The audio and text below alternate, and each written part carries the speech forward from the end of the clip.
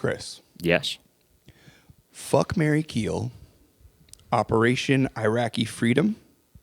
Operation Menu. Operation Phoenix. Gotta marry Operation Iraqi Freedom. You know, the operation, because with them, they're tactical, it's planned out, they're efficient, they're going to get the job done, they're going to provide for me, and they're going to kill as many Iraqi civilians as is necessary to look out for me, and I appreciate that. I appreciate that in a wife. I'd say Operation Menu, I'd fuck, because, it's sneaky. We're bombing Cambodia without permission. It's hot. It's the UN's mad about it, but we don't care. It's our love. It's, we'll go out in the jungle, do some human atrocities and war crimes, like, in the bedroom. I think that'd be hot. And then Phoenix is like, I'd kill them because you can't trust them. They're out there pretending to be Viet Cong to try to like covertly turn guys and shit. And it's like, if they're doing that to the Viet Cong, what are they going to do to me? Are they going to cheat on me? They're talking to the Viet Cong. Who else are they talking to? I can't trust them. So I got to kill them. Yeah. Trust is essential.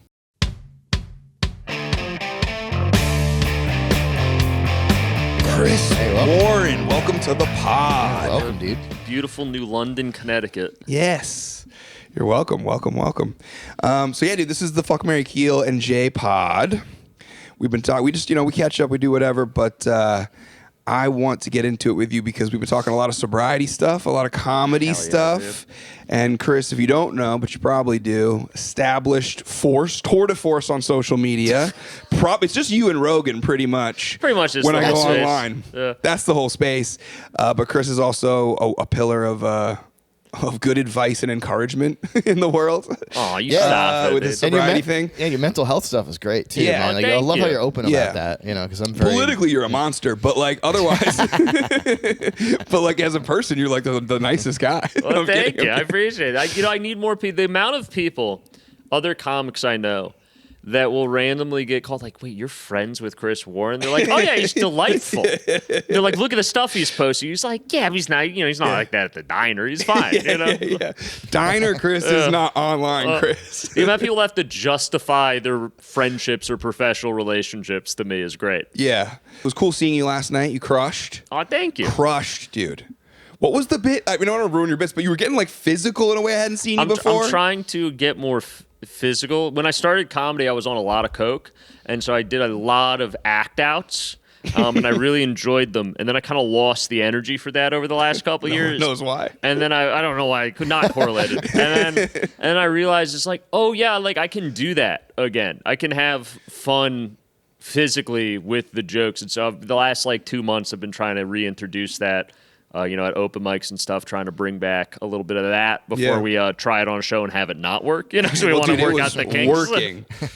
It was working so good last night. But have you ever had a moment where it's like, I'm about to get my ass kicked, I deserve to get my ass kicked, and then you find your way out? Oh, a bunch of times. Yeah. I want to hear about some of those from you boys. Oh, man. I can tell you, if you want a second to think, I can give you one, but do you have anything that comes to mind? I have a couple that come to mind. Okay. So I used to be quite the alcoholic and drug addict. Yeah. And in college, I would hang out with like probably my sophomore year at Syracuse. I would hang out with these like frat dudes that lived on my floor because they thought I was funny. So they would get me really drunk and think it's very funny. And they were feeding me booze. So I was having it. It was mutually beneficial. So they'd get me drunk. Don't ask questions. On like $10 worth of like grain alcohol. I would make a jackass out of myself for the rest of the night.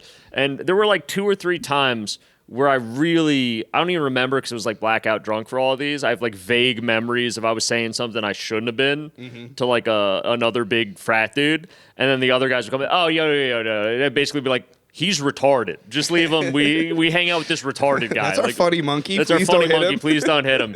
And it's also I've been of the benefit that there have been so many times where I should have been in that situation because I only have like 2 memories of that from college where it really like in retrospect, like, I was like this close. If that. Do you remember what you were doing though, or what you said that you were like? Do you ever have a moment where you say something or something happens and you're like, oh, physical violence is coming my way? Oh, so okay, I have an exact. So, basically what happened is I was friends with this girl at Syracuse, and her boyfriend would come and visit periodically, and he thought I was hilarious. Like, me and him really got along, but he was this huge, jacked, like, tattooed up frat dude. He'd be like, I like your friend Chris. He sounds cool as hell. Yeah, he was cool. I would have sucked his dick. I would have. If he had asked, dude. He was so cool. Still have his number? And one time, him and a bunch of his friends came down to visit her, and they're like, "Oh, we're going out drinking. You gotta come with us, Chris. Come on, it'll be fun." I was like, "All right." And they were all fraternity brothers in this frat called Teak, I think it was, TKE. Oh, right. And so, but they were from like some school in Rochester, and we were at Syracuse. And so they're like, "Oh, but I'm not like in that frat," because frats, like, you can't come in if you're not a brother or something. I don't know any of those guys. But like, "Oh no, you're with us. We're brothers. We'll get you in." And so they just walk me in. Like, they like do some weird, like, fucking. There's a handshake. There is. I was in one of these frats when I was young. I know. Here, I can show you the Teak handshake. It's this, and you both do that. Yeah, you slide your. I can show you mine off camera. But I don't. Yeah, and so like, we went in. And I do like the little fucking gay handshake because they told me no one asked. That's basically what swingers do too, by the way. It's like, and so they shake hands like this, I think. we get into the frat party, and everyone's drunk, and I'm hanging out. I'm not that drunk yet because I mean, if I was, it'd be a real problem. But I was like a little buzzed, right? And mostly because I didn't have booze. Like, I would have gone. And so I like, there's like the punch or whatever at the frat. So I take a cup of that and I start drinking. This huge guy, like 6'2", blackout drunk guy, comes up to me and he's like, I forget what he said. He said like some code word in the phrase like "brother of excellence," and I was like, "Cool." And I guess you're supposed to reply with, I guess you're supposed to like reply with like yes. And also is your spirit. Yeah, something like that. I don't remember. I don't think it was, but it was some sort of code that I was supposed to have a call and response. I just went, "Oh, right on, brother."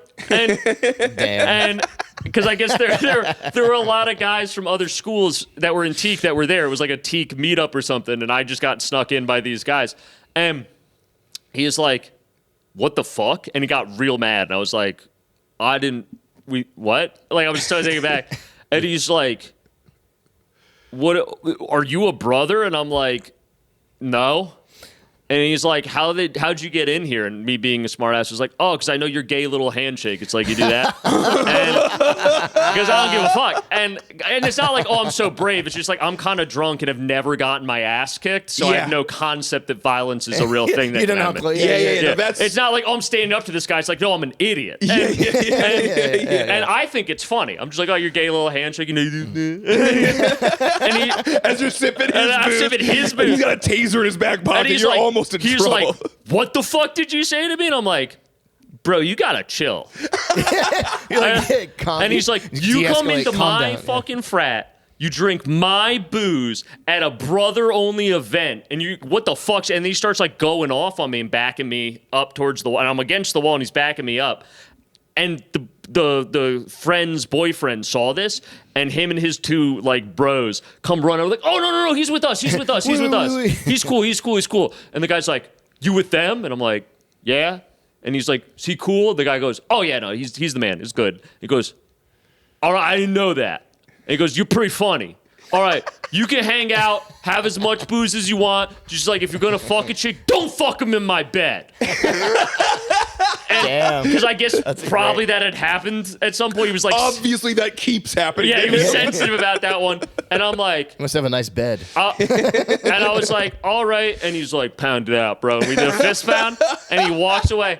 And the guy who I came with whispers in my ear, it's like, "You need to leave." And I was like, "What? No, we're cool." And he's like, "No, that guy's gonna get it. They're gonna kick your ass. Like, you gotta go right now." And he walks me to the door and like walks me. He's like, "I'll see you later, man." And he saved me. Wow. Yeah. And the next day I was like, "Why?" He's like, "No, like he was going to get like 3 other guys and they were gonna fuck you up." Which also, the guys, he didn't need 3 other guys. He was just being like, "That's." And I was like, "Oh, well, thanks, man." And I just like, I guess I'm gonna go now. Jeez. Damn. So he must have like. He's like, "Okay, you're cool," which was another code word that we're going to get more guys and kick your ass. Like, I don't know if it was, I think he just kind of knew that guy from other things. It was like, that sounds like a him thing. This guy's, I got the vibe that was like, "No, this guy's saying you're cool and you are right now. He's going to think back on this an hour later when he's more drunk. You know what kind of drinker this guy is." And then he's going to be like, "Actually, fuck that." And then it's going to be, at like 1 a.m, it's going to be a problem. So just, you're cool right now, leave while you're cool. Yeah. So that was like the closest.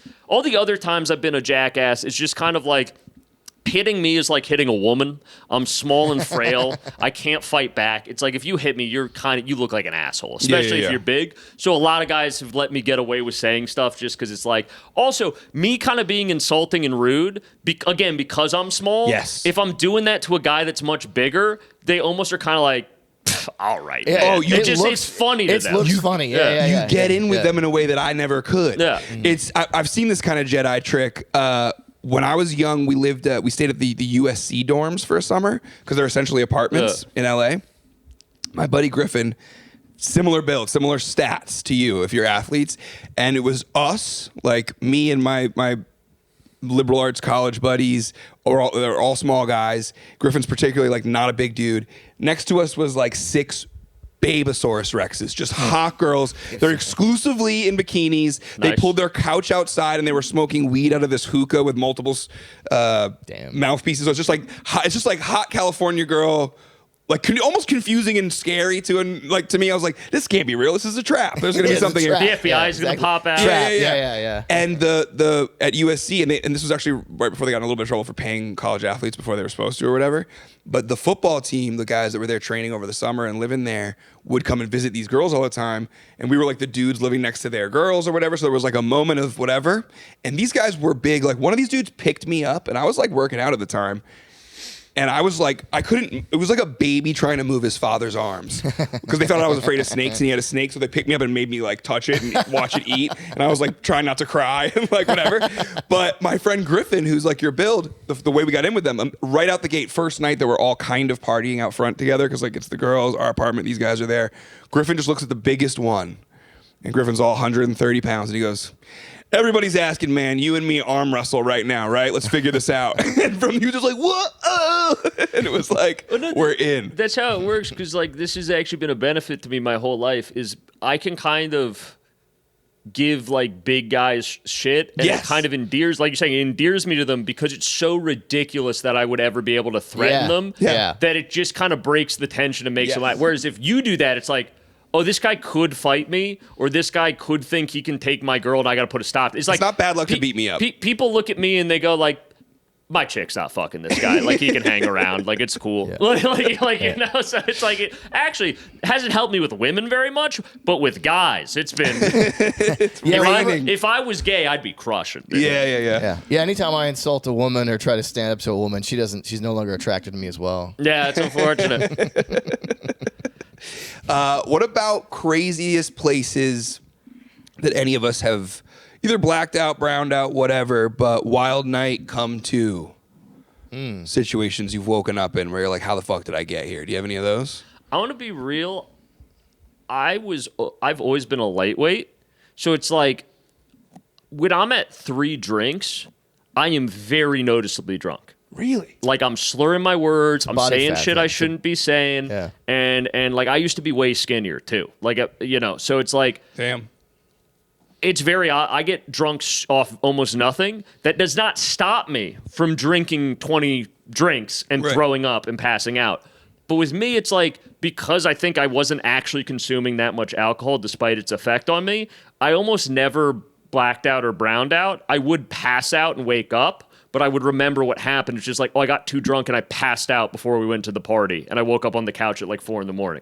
So I didn't really ever I personally never had one of those experiences where I come to, I'm like, where the fuck am I? Oh, really? Yeah. But that's just me. Because it's either I would get so drunk I'd pass out, and then I'd remember, but it's like I passed out early.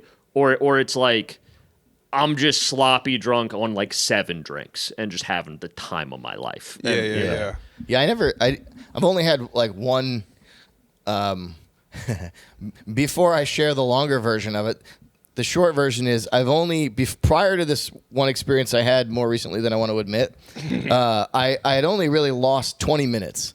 I went to my buddy's wedding, I got drunk there, and then my girlfriend and I went downtown New London here, my girlfriend at the time, and then I had more drinks, and then I lost 20 minutes of the night, and then she had to tell me that I was sharing a hot dog with a friend because we have a street vendor. She's like, oh yeah, you kept asking Sebastian to bite his hot dog, and I don't remember like Lady that. in the Tramp style share, or just like she said I'll lean over while he was taking a bite and like try to do that. And then I was like, oh, gross, really? And but I never really had a huge like, oh shit, where am I? I still haven't had a where am I. Oh, I was just gonna say I do actually have one. Okay. It just came to me. So thank God, because I was having a moment just now where I'm like, I just asked a question and I'm feeling so much more alcoholic now because I've got, I don't know, 3 manuscripts of this. I have, unfortunately, most of my drunk behavior I remember. So I can't be like, I'm like, ooh, no, that was embarrassing. Is that a testament to the strength of your sobriety, you think, though?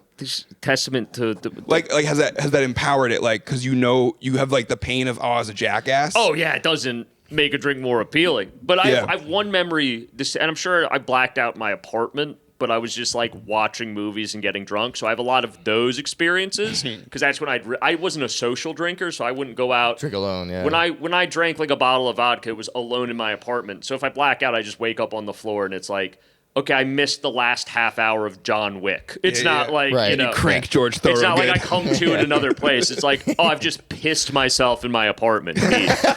So that was like with my heavy drink. So like I'll take it back. I have blacked out, but it was all in the like when I would go out socially drinking, I would get drunk, but I'd usually become such a problem that people would like quarantine me back home or something, like put me on a shelf essentially. Yeah. But like I remember one time a blackout from drinking and taking Xanax all night. Ooh. Alone in my apartment, great. Ooh. Whoa, Xanax and drinking is... I wake... That's a recipe. I do not... I remember like the first 2 hours, and then I wake up, and I'm in my... Because I had a period of time where I just had a lawn chair and a TV in my apartment. You were that meme? I was that guy. I was literally that meme. And I wake up... That's a beautiful and thing. And the TV just says... It's like on Netflix, like, do you want to continue watching? And I'm on season 2 of Shaun the Sheep, which is a child's claymation show. Yes! I know about Shaun the Sheep. Yeah. I have no recollection of any of season 1. I'm already on like season 2 and saying, so I have no idea. I watched like a whole season. And then I look at my phone.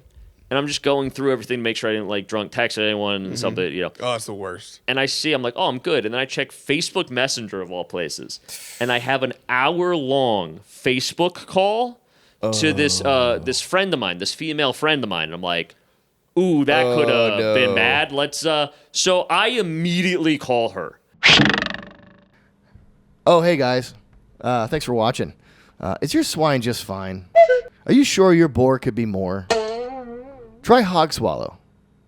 It's a dick drink. And I'm just like, hey. I'm going to be real. I blacked out last night. We were on the Facebook, like FaceTime for an hour and a half last night. Mm-hmm. Is there anything I need to apologize? Like, is there any? Because I don't think I would do anything, but like inappropriate. But also, I don't remember. Yeah. And she's like, oh no, like I mean, you were very clearly fucked up when you called. Like, don't get me wrong. But you just kept telling me to write that book I'm always talking about and went on like a rant about how I need to believe in myself and we're like, and how I need to like all these great stories I've told you over the time and how those need to go in the book. And you gave me like a whole, like it was a bad outline, but you gave me like this whole outline of what the book should look like. It was actually very inspiring. And I'm like, oh, okay, great. Yeah. And I was like, cool, I'll talk to you later. So I just got blackout drunk and called, you need to write that novel you've always wanted to write. I just want to say one thing. Follow your dreams. You got to believe in yourself. And I was just like, oh, thank God. Damn. That's awesome. I've done that. I've definitely done that. The unsolicited encouragement call. At like 2 a.m. Yeah. Yeah, I've had moments of where I'm suddenly inspiring is the wrong word, but like I would get love drunk, or like I would get and I would just be like, we're best friends now, and you have these great conversations, and I've always wanted to be like, how do I channel that when I'm sober? Like, how can I get access to that guy when I'm sober? Like I want to like break into that. Because it seems like people like me more when I've been drinking. through the power of God. Yeah, and Lexapro probably. I don't know, but Lexapro. I'm just kidding. But I'm a believing man, though. I'm a believing man. So yeah. He's also not an alcoholic. Like that's our business. Yeah. I practice though. Yeah. You're working on it. I'm one of these days. I'm practicing. I'm logging my hours. So we have to, a man of your stature and of your wisdom, fortitude. Ooh, we got an organic snort on the pod. That's going to be a real. Nice. U.S. economy. You're an expert. Right? Kind of. But let's, real quick, just as briefly as you can, let's just do a fun one, right?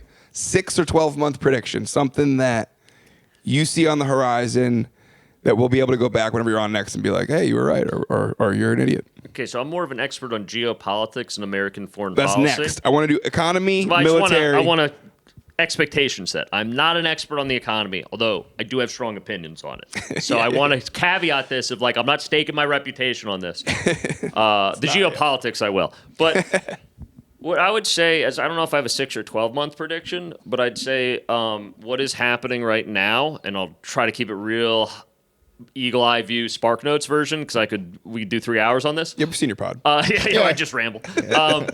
But basically, there's several factors that are coalescing at once. We've destroyed the middle class in America, and that has just been because it's kind of, I call it the white collar apocalypse. I'm sure I didn't coin that term. I'm sure I heard it somewhere else. I don't remember who. So all those jobs are gone for a number of reasons. And then AI is starting to, and really the thing is AI didn't take the jobs. I want to be clear on that. It's not quite at the point where AI can take the jobs, but all these companies invested in AI so much thinking they could. But then what ended up happening is AI didn't prove they couldn't figure out a way to get it to automate jobs. It's just not there yet. It will be in maybe 5 years, maybe shorter, but it's not there right now, and now is when you need to prove your value to the shareholders. So what they've done is they've fired a lot of people to accommodate that misappropriation of funds instead of taking it on the chin because they're not going to go down for it. And what they're having people, because I know a lot of people in tech, it's like, yeah, they'll have a team of 5 people. They'll fire 4 of them.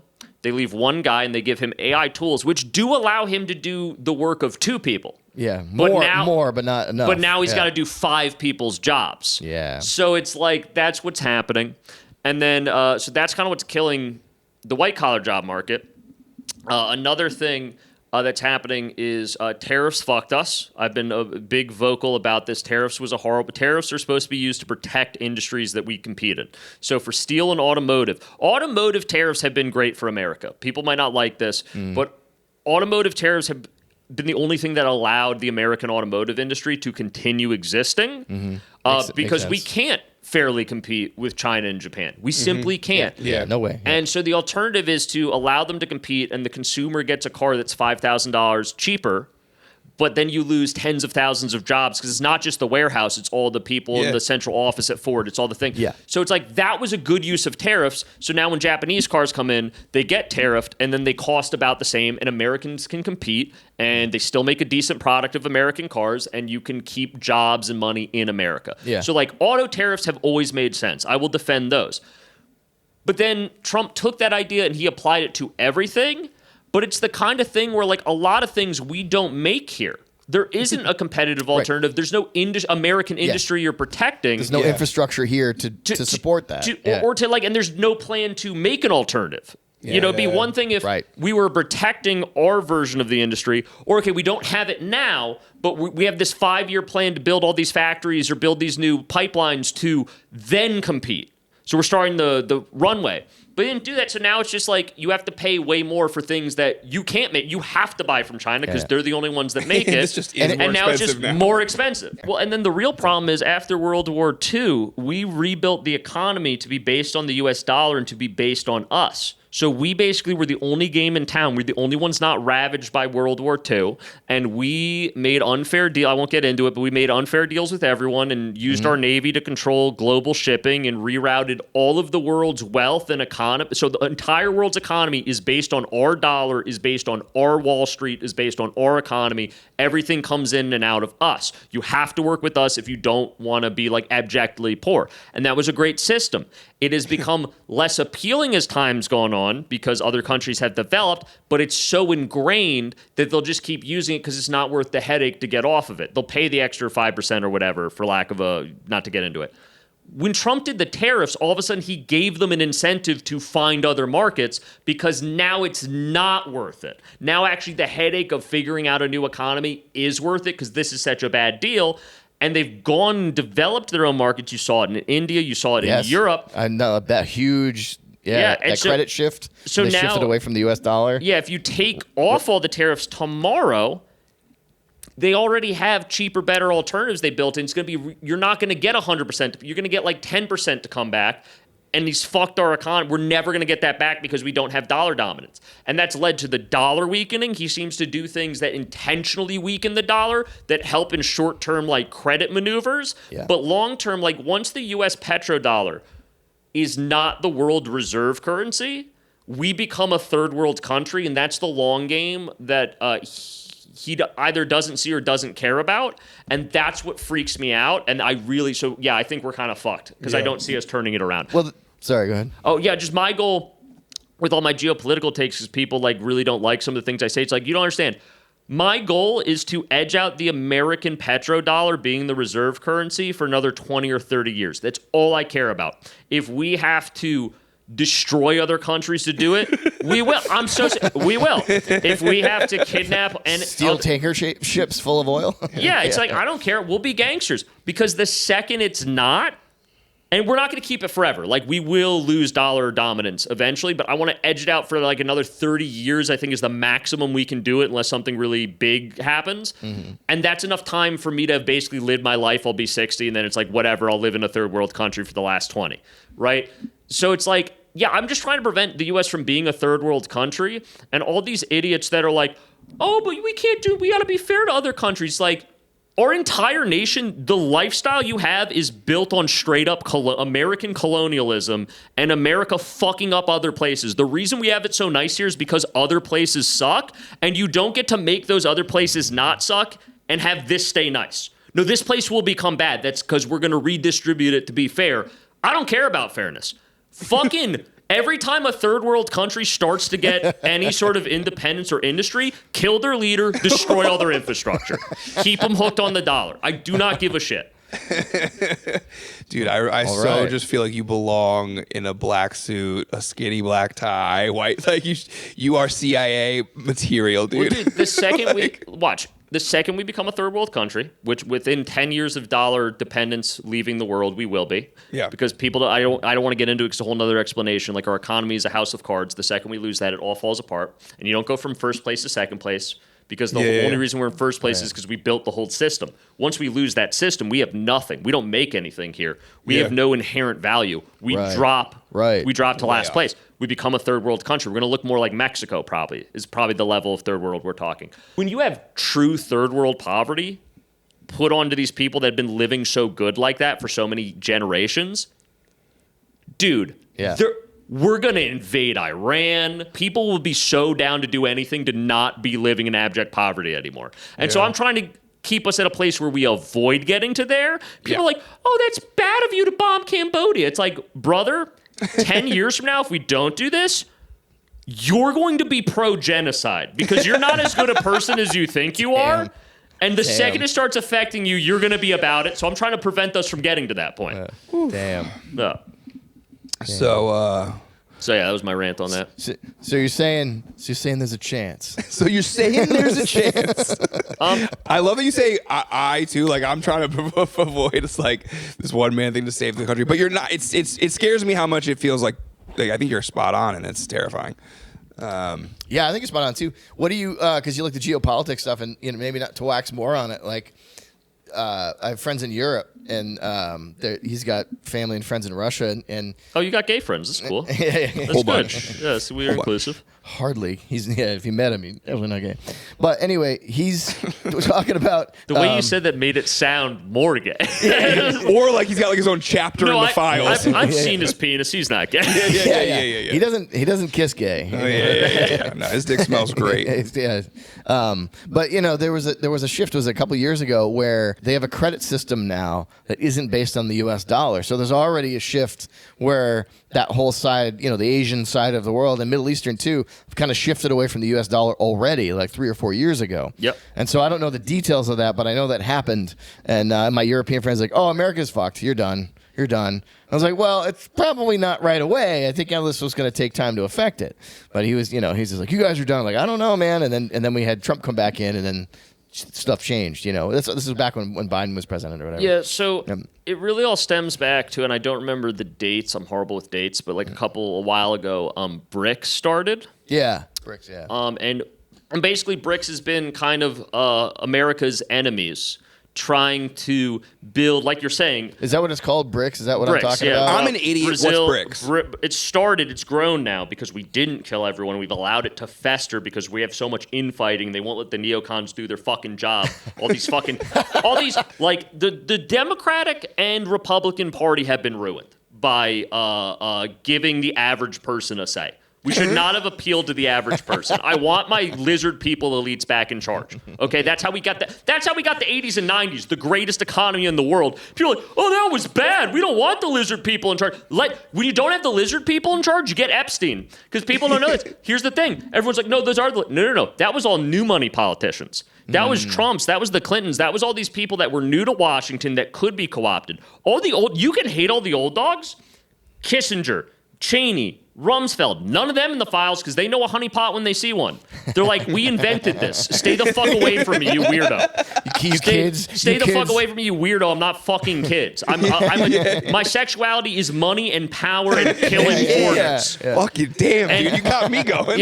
So they didn't get any of them. Like even Mitch McConnell, who people hate, right? And you can have your opinions on. He wasn't in the files. Neither was Pelosi. From both parties. You know why? Because they're the old guard. Yeah. They know. That makes a lot of sense. We're not getting involved in shit like that. We are here to preserve the American empire so we can stay rich. It was selfish. So we can stay rich, but that necessitated them continuing the American empire because that's how they profited. These new guys were like, we're going to make new deals with this new team on the block. And then because they couldn't get co-opted by like kind of the old guard neocon Kissingerite agenda, because of that, because they went populist.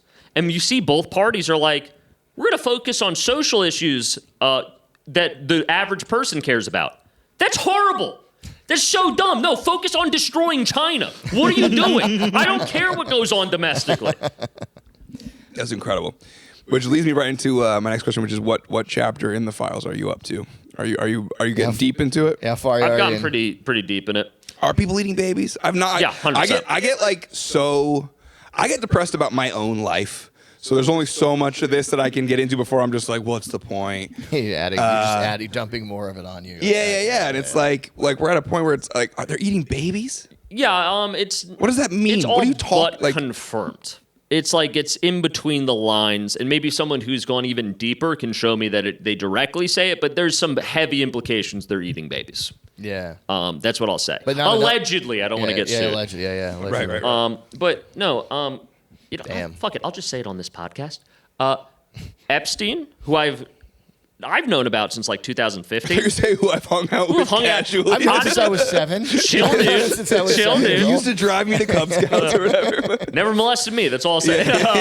I want all the merit badges from him. So this is controversial, but like, okay, so I've been aware of it. I'm a little burnt out on Epstein, quite frankly, and it's annoying to me, and not to you guys, but like that everyone wants to talk about him now, like an expert's like, buddy, me and my friends, I have a couple friends that are into geopolitics like me.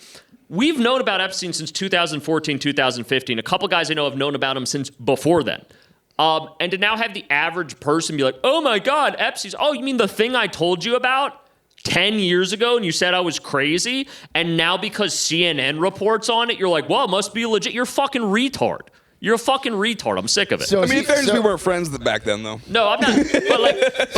You're saying Epstein is like the pedophile Bitcoin? A little bit, yeah. But I famously made the wrong call on Bitcoin, so I'll own that. There is the old guard in Washington, and specifically the CIA and the military, that got kind of pushed out of their position of power with the kind of MAGA movement and the real populist stuff going on. Right, because Trump draws his power from the people, so he doesn't have to answer to them, which sounds good on paper. In reality, look what it's led us to, and because the people are dumb.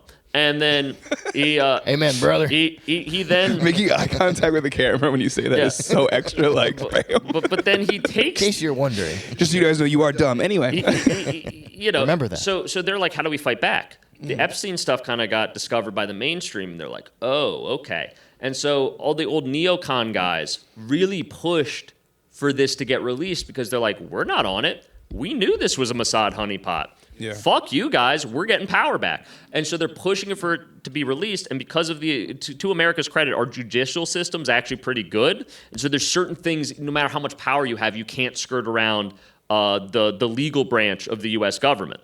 And so they basically got forced to release it. and they released as little as they could they were legally obligated to release with as many redactions as they could get away with. Yeah. So that's why we only have part of it. That's what I would do. That's how much they Obviously. they were able to get it down to. Right. But like the old guard and the CIA wants it all released. Because then they're like, we can clean house with all these fucks, Yeah. and we can put our Makes a guys lot of back sense. in there. Guys like me, good old neocon party men. Although I'm so compromised with my public persona that they never use me. But God, I wish they would. and they could get their guys back, and the CIA from the Pentagon could take. I'm a big proponent of. I would love just a CIA takeover. The CIA and the U.S. military, but especially the Navy, are the only two branches of government I have any faith left in. And so I actually would love it if they took over, because for any evil things the CIA does, if you look historically, the old guard of CIA, they did horrible things, but they genuinely had a belief that we are the good guys and we need to do horrible things to get stuff done. Clearly. And everything they did, again, as horrible as it was to preserve American projection of power globally. And so I think, get them back in charge. Get a new version of Kissinger. Get out there, start overthrowing some socialist politicians in South America like the good old days, like the 80s. A couple helicopter rides in Chile, those who know. And we'll, That's awesome. Yeah. we'll do it. What would the new Kissinger? Yeah, who's the new Kissinger? He should be named Hugginger. Hey, we're going to take a quick break. Are you devout about building your arms, but leave a little for the Lord in the midsection? Are you worried about your citizenship and your respect for the government to be questioned? Are you looking for a trad wife? When you want your citizenship and your physique to be respected, wear honest tradition tees. Do you plan on having kids? I would like to. I don't know if it's in the cards for me, but I'd very much like to.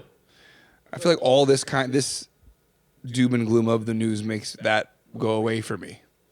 No, because I'm a... What makes what go away? Wanting, Desire to have wanting kids. kids. Yeah, it's like... Yeah. I would like to have kids.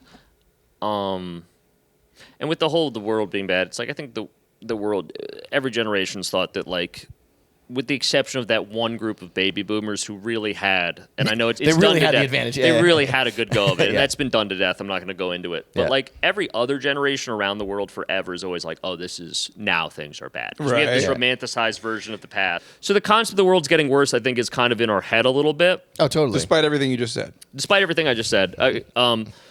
But so with me, it's like I'm not scared to have kids for that reason. I had, not to get too, I had like a pretty bad childhood. And I'm worried I don't want to replicate that for my children. You don't want to pass Yeah. it on. Yeah. And part of that is like my father was obsessed with being more than he was, for lack of a better word. So he always wanted to be this kind of rich, maybe famous isn't the word, but like socially relevant. Like he wanted to be a Fairfield County, which is the rich county in Connecticut. Like he wanted to be a big time New York finance guy that had respect in all those rich circles at like the right country clubs and the right yacht clubs, and got invited to like the Met Gala and stuff. And everyone's like, oh, do you know who that is? That's the CEO of whatever. Or he's like the biggest trader at whatever firm. So he wanted to be like, I guess, famous in that specific way. He wanted to be like a socialite. Socialite, yeah, that's what I was thinking. Socialite, And he wanted to have a lot of money. And, it just didn't work out that way for him, because that's like the 0.01% of people. That's even past the 1%. a lot right? of it you got to be born into anyway. Yeah, You know and what I so mean? and he was just a dude from New Jersey. He wasn't born to a rich family, so like that probably wasn't ever in the cards. Because even if he had that level of money, he didn't have the pedigree, and those people still, they're old blue blood Oh, waspy yeah, people. yeah, They yeah. care about that shit. Yeah. Money's door basic. Yeah, they're like, oh, baseline. you have money. You're an Irish guy from New Jersey. You're still not. You're not one of us. You're not. Yeah. And so that destroyed him, and he spent my whole childhood pursuing that and being miserable that it wasn't happening. By the way, it fluctuated throughout my childhood. Like, we went through huge financial upswings and downswings. Like, from having like a ton of money, living in a nice house, to bankrupt the next year, and like the cops are showing up at the door because some shenanigans went on financially, and like we have to like move out in the night. Like, so it was very up and down. Yeah. But like there were points, sometimes for a year or two at a time, where like he did have all the money. He was respected in our local community, but it wasn't enough for him. Yeah. Because we were doing well in Reading, Connecticut. And Reading's a nice town, but it's not Greenwich. Yeah. And I want to be a big shot in Greenwich. And that's going to take, like $10 million more than I have. Yeah. And it's like, he was a broken man my whole childhood and resentful and sad about it. And I just worry that because my dream is comedy, which probably ironically is birthed from my parents not paying that much attention to me because they were focused on that dream, specifically my dad. My mom was actually great. Yeah. That I seek that external validation I didn't get from my father on some level. Totally, yeah. That comedy is like that for me. And I don't want to have a kid and still be like desperately pursuing it when it's not going the way I want. Even if it's going well, it's not. I don't have the arena tour, whatever I've decided is the goal at that moment. Because I think the goalposts always move. Sure. Yeah. And I don't want to look at my kid and have resentment that, like, because I had to be your dad and take time away from the road or whatever to raise you. Right. And I would know that's wrong. I'd be like, that's not right. I love my kid. But, like, subconsciously it might eat away at me. It's in there. And my dad used to look at me like that. And I was going to say, that's the example you got of a father figure, too. Yeah, it's so so hard to you're repeat what was put in you. Like, what did I see? This is what it is. Because my dad used to look at me, and he would sip his tequila, because he would drink straight tequila. And he would just stare at me sometimes. Dude. And I just got the feeling...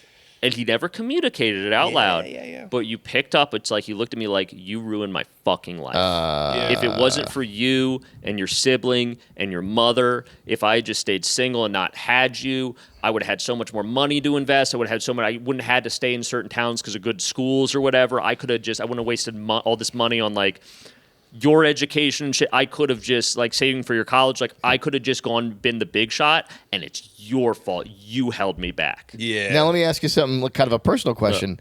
Did he ever say that? No. You said he never said it. You read it that way. As a child. That's what I'm saying. He did not say that to me. As a child, he didn't say it. Yeah, okay, yeah. So you felt it emotionally first, and then later in life. And I don't want to misquote because I don't fully remember because it's a little traumatic. And I was going to say, you don't want to really remember that anyway. There's also my whole 20s, I was a drug addict, alcoholic. So, like, my memory of certain situations I understand are blurrier than other memories. Yes. But I remember one time he just said something along the lines of, like, I have invested so much money and resources and time into you.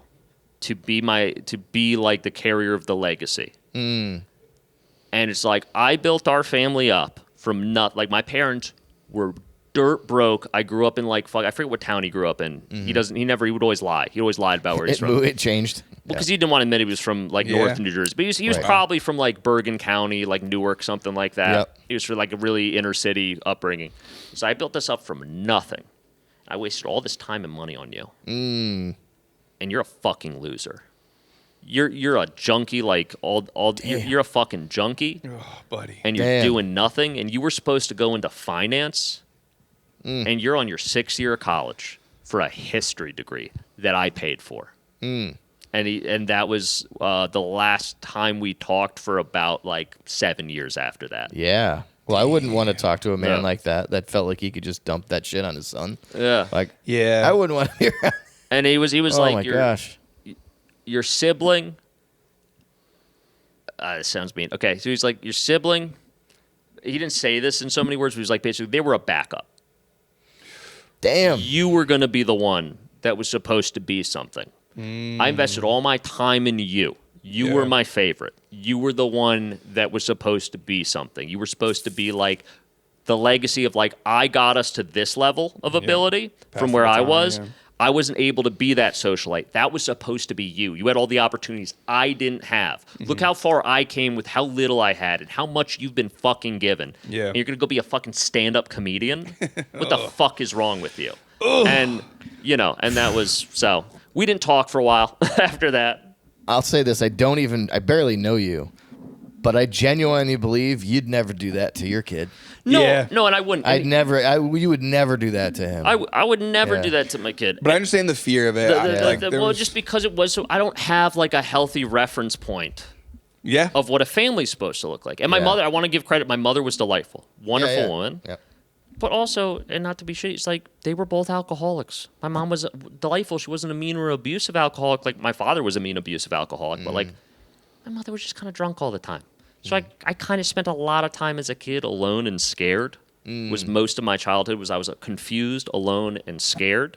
And then it was also really weird because I had a weird upbringing. So, like, I didn't make a lot of friends in school. I was like the weird kid that would act out and get sent to the principal's office, but not like, oh, he's so funny. It's like, dude, can we just have class today? Like, what are you fucking doing? Yeah. And so it's like, I don't have a healthy reference point to have a family. So for me, I think if I was going to have a family, which is something I'd really like, because I think selfishly, if I'm being honest, I think it would heal part of that in me. Yes, dude. Yeah. I don't think that's Exercise a muscle that you need to. But like, I would need to be with a woman to make a baby. That's step one. But like that she can really, I don't know how to put it, like make up for my lack of ability in some of that. Like that she's so down about it and had such a good upbringing and really does know how to do that. And I'd want to marry into a family that was really strong. Same. Because I don't, it's really just me, my mom, and my sibling. And then we have like my aunt and uncle are delightful and their kids, my cousins are delightful, and we're all close, but it's very small. There's like 8 of us. And so if I had and I was always jealous of people that had big, extended families. So it's like, I would want to be with a woman who's like, and ideally I'm Jewish. So for anyone who's going to say all the stuff I said about Epstein was anti-Semitic, fuck you. So I would want to marry like a really religiously observant Jewish woman who's from an Orthodox family, ideally, not ultra with the curls, but like, Orthodox family that really takes the religion seriously. And those families are usually very big and tight knit, that I could marry in and my kid could kind of get raised in that positive environment with like a strong religion, strong morals, and being surrounded by like, it's not just me and your mom. You also have your aunt whatever, and she's really accomplished and knows all these things and loves you, and your uncle this, and you have grandparents that are really wise.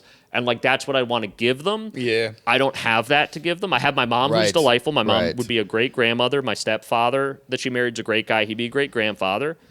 That's really all I have to give you, kid. And I want you to have that like for Shabbat dinner. I want you to be able to go to a family where there's 20 people at grandma's house for Shabbat dinner every Saturday. And you have that normalcy. You have that consistency. You have that community where you feel connected and you're never going to be alone and scared like I was. Yeah.